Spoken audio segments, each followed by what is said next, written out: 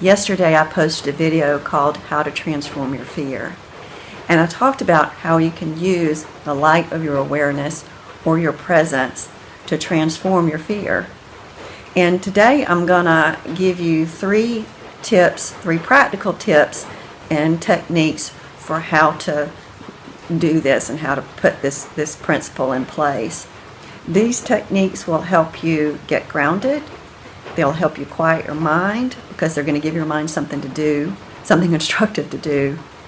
And they're going to help you practice by their very nature, being the one who watches and is aware of what's happening inside of you, instead of being the one who tells a story about it or who comments on it or who gets swept up by it.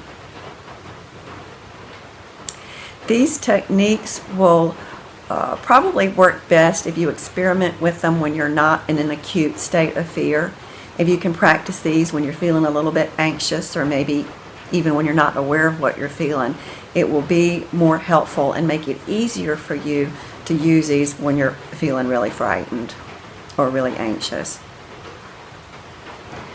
I would suggest you approaching these with a sense of experimentation or play instead of it being something serious. Oh, I got to fix this right now. I'm going to take you through these. I'd suggest you kind of go along with me. And I'm going to have you check inside and notice what's happening inside of you as best you can. If you're not very accustomed to doing that, you may not notice anything, but just do your best to get a sense of what's happening, because most of the time, unless we're feeling completely wide open and free and at peace, we're feeling some degree of tension or resistance or edginess. It's just that culturally we've become so used to feeling that way, we think it feels normal, and we'll say that we feel okay. So just see if you can practice noticing what's happening inside you as we go through these. So one of the first techniques that I would recommend when you're feeling really anxious is to take a moment to look around at where you are. Just notice the objects that you see in your immediate environment. Notice where you're sitting or lying down or standing, where you are in relation to the other objects in your immediate environment. See yourself in relation to the other objects in your environment. See if you can feel yourself and where it's located in time and space with the other things that are around you. Feel and notice your body as it's touching whatever surfaces it's touching. If you're sitting in a chair, feel your butt in the chair. Feel your back up against the chair. If you're standing, feel your feet on the floor or on the ground. If you're lying down, feel your body on the surface that it's lying on. And look around you and notice your breathing. And you'll want to just notice the muscles that you're using as you breathe in and out. You're not going to try to control your breathing or take deep breaths. Just feel yourself breathing. And as you look around, try not to comment on what you see. Oh, that's the picture that my grandmother gave me, or gosh, I really need to wipe the dust off that shelf. See if you can just notice what's in your environment without making a commentary about it. You can also do this when you're driving in your car, and it's something that people seldom do, but I found helpful, is to notice yourself in your car, kind of, you're obviously wanting to look at the road, but you can kind of look around and see the dash of your car and feel yourself in your car seat and feel your location in your car and feel where you are as you're driving, and can see the things that are around you, the sights and sounds that are around you, and notice those. That will help you orient yourself to the present moment. So that's one technique that you can do. And just know that your mind might say, well, what does this have to do with anything? I still haven't solved my problem. This thing I'm afraid of still might happen. But notice that that's just what your mind does. Because the point is you're giving your organism some accurate information. So your organism is noticing that in this moment everything's okay. And it's not getting its information from the scary stories that you're running round and round in your head. See, because your body doesn't know the difference between the stuff that you're thinking and what's actually happening.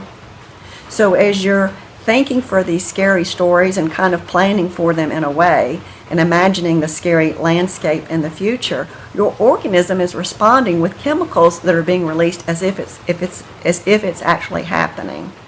So this is why it's really helpful for you to remind your organism that in this moment everything's okay. Now I'm just going to warn you that you don't want to approach this with, look around you stupid, everything's fine. That's not the way we want to do this. What we're doing again is helping you establish yourself as the one who notices. And the one who notices is pure presence, not the egoic mind that thinks it knows everything. So I hope that'll make a little bit of sense to you. The second technique that I'm going to recommend is taking a moment to see if you can get a feel for what you're experiencing as anxiety or fear. Your anxiety or fear will have body sensations that come with it, or you wouldn't know to name it as anxiety or fear. So do your best to see if you can get a feel for it. Where you notice it in your body, the tone of it, the quality of it, the degree of it. Without telling yourself a story about it, just see if you can notice the feeling and the body sensations of it. And then see if you can notice where your fear isn't. And lots of times when people are really anxious or they're having a panic attack, they'll say to me, I feel my fear all over. And then I will say, well, can you feel it in your big toe? And oh, well, no, actually it's not in my big toe. So see if you can notice what you're experiencing as fear, and then put your attention on where you don't notice it. And I'm going to suggest starting with your feet, because we usually don't feel, maybe our feet want to run, but you can feel your feet on the ground, and it'll help ground you, in addition to helping your mind pay attention to where the fear isn't. So rest your attention on your feet, notice your feet, see if you can feel your feet. Feel the different parts of your feet on the floor or on the ground in your shoes. And then check back inside and notice where you feel the fear. Maybe your mind is racing, maybe your heart is racing fast. Whatever's happening, just notice it. And then put your attention back on your feet. Really take the time to feel your feet and the different parts of your feet. You can wiggle your toes if you need to. And see if you can start to get a feel for your feet in general, and not just where they are touching something. See if you can just feel and have an awareness of having feet. Best you can. And then check back in. Notice what's happening in your mind. Notice what's happening in your body. Notice your level of fear to whatever degree it's here in this moment. And then rest your attention on your feet. And use your mind to put your attention on your feet.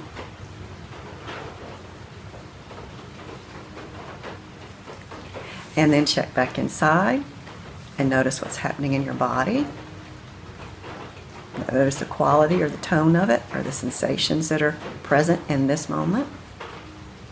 Not 5 seconds ago or 5 minutes ago. And now rest your attention back on your feet. Putting all your attention on feeling your feet as best you can.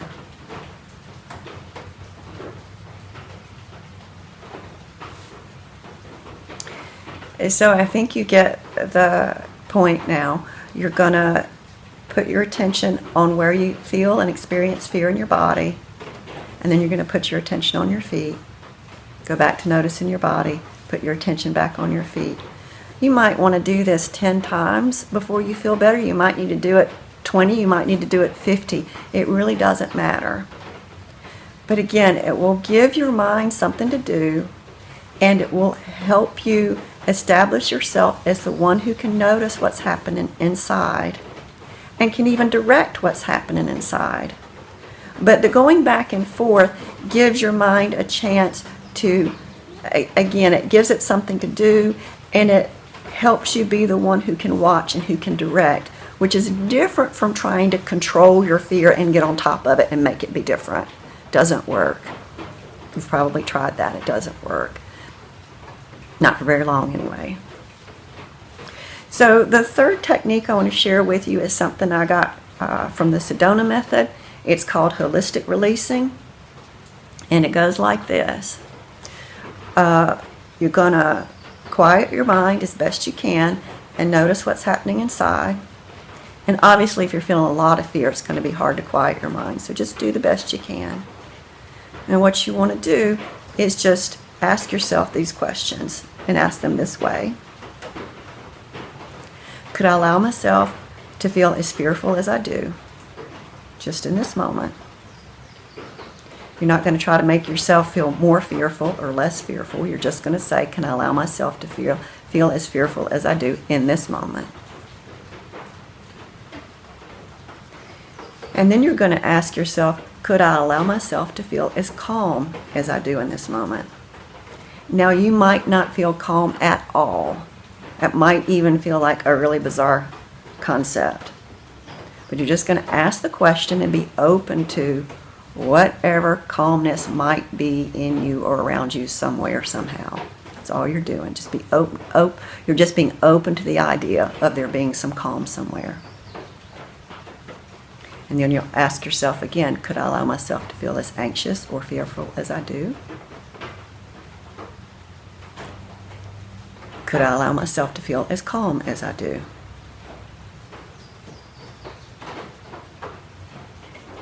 Could I allow myself to feel as fearful as I do?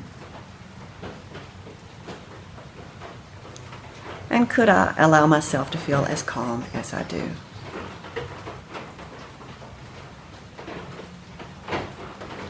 And as fearful as I do? And as calm as I do?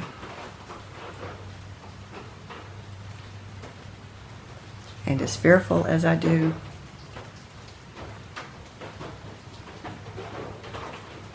And as calm as I do?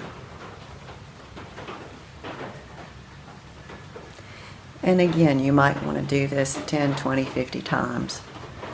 But just approach this with a spirit of exploration, maybe even play when you can.